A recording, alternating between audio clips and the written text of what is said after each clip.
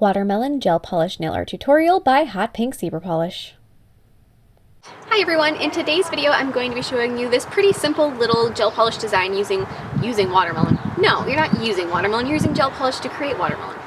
I don't know sometimes. Anyways, so I'm using some gel polish that I got from MelodySusie. It's their Monet's palette kit, which is absolutely perfect for doing watermelon. It's got all the necessary colors, plus a couple purples that I didn't end up using, but either way, definitely perfect for watermelon. Watermelon is a design I've been wanting to do for probably about a month and a half now, so I was pretty excited to get the chance to do it. I hope you like it, and don't forget to click subscribe to see my future videos as well. So here is the kit. This is Monet's palette from MelodySusie, and there are 6 colors in it, as with all of their little sets like this. The one purple one happened to leak. That's the light purple one. So that was a little bit of a mess, but I've never had that from MelodySusie before, and I suppose any gel polish that you get shipped to you, there's going to be a chance of that, so it wasn't a huge deal. It just has to get cleaned up with a little bit of isopropyl alcohol or possibly some acetone if the isopropyl wasn't going to cut it. So I'm just going to take them out and I'll show you the colors. The main colors that I'm going to be using are going to be, there's a light blue, a light pink, and then one that's called Poppy that's like a really nice pinkish red color, and then the green one, which I believe is called Greenery. So there's the colors. So then there's like a brownish purple color, and I believe that one's Pinecone, and then that lavender one. So those are the 2 that I didn't use, which is so funny because usually purple's the colors I automatically go for, but I was switching things up. So now to start for the watermelon, I'm going to take that Poppy color, and then I'm also going to take the light pink one, which is Nymph, and I'm going to be creating a little bit of a gradient on my ring and my thumbnail. So I'm just going to take, and I have Poppy at the cuticle and then Nymph at the tip, and I'm just going to create a little, like I said, a very subtle slight gradient there. You do need to leave enough space at the tip to add the rind of the watermelon, so make sure that that does go up a little bit, but you want the light pink to really be focused at the tip of the nail. So you just want like a little hint of it below, or I guess above, the rind of the watermelon. So just blend that together as best you can. It doesn't have to be perfect, and then you can throw that into your lamp and cure it. And then I'm going to be repeating the process with a second coat. And to create my gel polish gradients, I like to use just like little dabbing motions with an angled brush. That's what I think works the best for me. And these colors do gradiate really, really well. So if you aren't very comfortable with that with gel polish, it is definitely different than doing it with regular polish, then this would be good. Otherwise, I would highly recommend for the first time going at it or working on gradients with gel polish to use something like a glitter or something like that that's just going to make it a little easier. And then I'm going to take Greenery, and I'm just going to add that along the very tip of the nail, just like a French tip, and cure that. After that's cured, I'm going to go ahead and I'm going to be adding the little seeds with some black acrylic paint. The great thing about MelodySusie is that it is a one-step gel polish, so applying a base coat's not necessary, but the other thing is you don't have to apply a layer of top coat before you do any hand painting. If you're doing regular polish and it's got that tacky inhibition layer, you have to get rid of that before you do any acrylic paint on it because it's just going to wear off. So with the one step, there's no tacky layer, so you can just do your painting and continue on. On the ring nail, I'm going to start by applying 2 coats of Poppy, and after both of those have cured, I'm going to be creating a French tip with Greenery once again, so I'm just going to be adding that across there. It does not have to be perfect, and as you can see, Greenery is not very opaque. So when you layer it on top of these other colors, it did not cover very well. It did work on the gradient nails because there was that light pink, and it did cover light pink well enough. And here it works out pretty well because I'm covering it with glitter, so you see the glitter, you don't see Greenery underneath it so much. And so after I have that glitter that's poured over the wet gel, I'm just going to take that same angled brush that I was using to create the gradient on the other nails, and I'm going to clean up the smile line so that it's not so crazy and make sure that all the glitter is kept where I want it to be, which I know if you've ever tried to wrangle glitter, it kind of does what it wants. But as best I can, I'm going to try to keep it contained to the tip of the nail. After that is good enough, I'm going to go ahead and cure it, and then I'm going to take that light pink Nymph, and I'm going to be outlining the French tip and just doing like, you know, a basic French tip outline. Once again, it does not have to be perfect.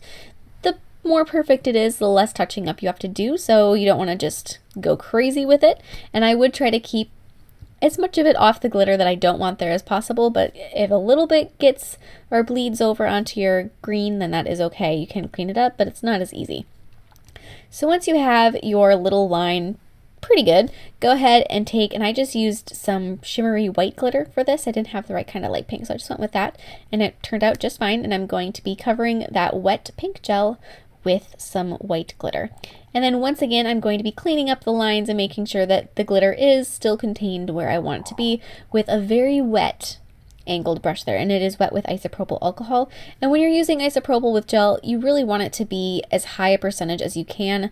91 or 99 is fantastic if you can find those. I know sometimes it is hard to locate them, but you just want to keep in mind that the higher the percentage, the easier everything is going to be, and the more persuasive you can get with the gel, because you can convince it to do things a little bit easier.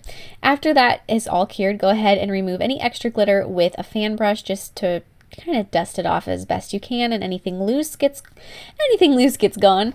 And then I'm going to take just a little bit of some gel top coat, and I'm going to place it right in that poppy pink area, the darker pink color, and then I'm going to be adding 3 really iridescent black rhinestones for the seeds. So for on this nail, I wanted it to be glitzy and glittery and, you know, a little bit more glamorous, so I wanted to do the seeds with rhinestones instead. You could still do them with the seeds. The one downfall with using the rhinestones is that they don't have that teardrop shape that the seeds have, which is unfortunate, and I was kind of bummed out about that a little bit and wishing that I had some that were that right shape. But that's okay. It works out pretty well anyways, and it's, you know, I liked that nail quite a bit. I like the glitter. Glitter's always good.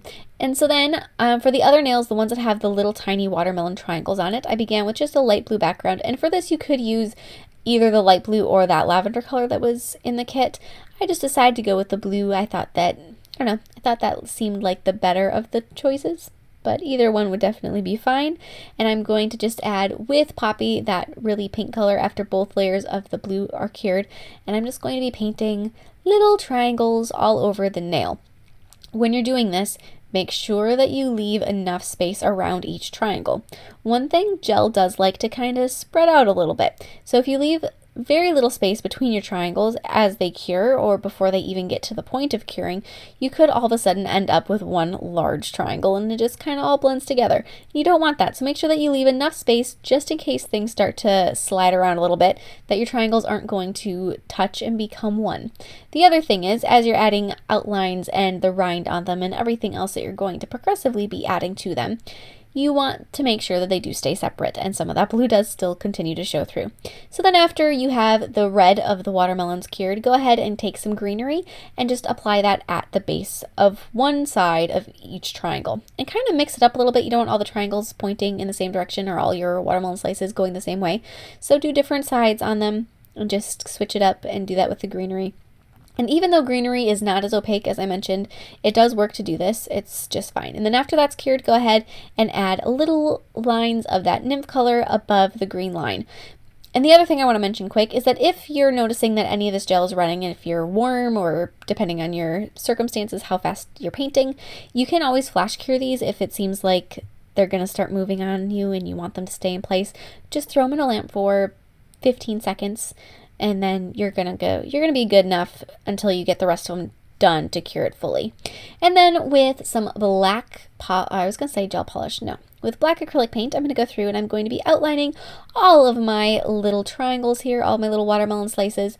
And as you're outlining these, it's kind of a weird thing because the gel polish at this point, it does have a thickness. It's almost like puffy paint. So if you ran your finger over it, you would feel them. You feel all the triangles in every single shape that you've added there, which if you kind of like that feeling is fantastic. I know some people like their nails to be smooth, very, very smooth. One of my nephews is like that. He doesn't like any nail art because he can feel it and it's not a smooth texture anymore. So if that's the case, then you're probably not going to like doing this because it is definitely got a thickness and a texture to it. That being said, it does adjust the way the paint outlines things, so you got to be a little bit careful when you're doing that. So then after you have all your outlines of your little watermelon slices done, add 3 teeny tiny little black dots in each triangle if you have the space for it, for the seeds. If you don't, just skip over that part. And then I'm going to be applying a layer of gel top coat to each nail, including a second layer of gel top coat to my glittery nail, because I really want to make sure that those rhinestones are permanently attached and they're not going to go away, and that's going to also smooth out the glitter a little bit so it's not so sandpapery. And that is it. Like I said, I really have been looking forward to making a watermelon design. It's been on my mind for a long time, so I was so excited to make this. Please share your creations with me on Facebook and Instagram, and I'll see you in my next video. Bye!